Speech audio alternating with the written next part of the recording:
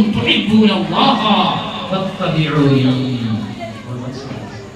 എങ്ങനെയാണ് നബിയെ ഇഷ്ടപ്പെടേണ്ടത്?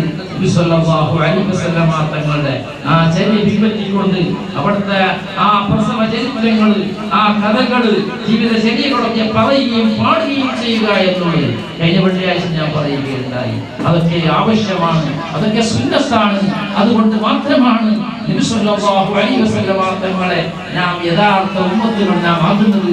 അവരെ രക്ഷപ്പെട്ടവരാകുന്നത് പ്രിയപ്പെട്ടവരെ നാം മനസ്സിലാക്കണം.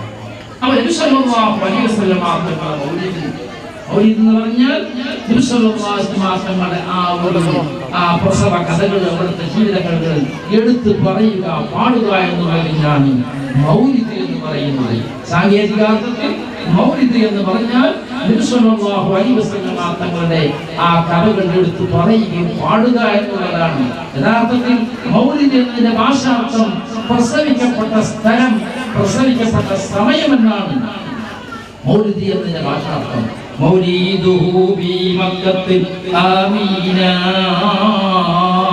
വഫതുഹു ബി ത്വയ്ബത്തിൽ മദീന.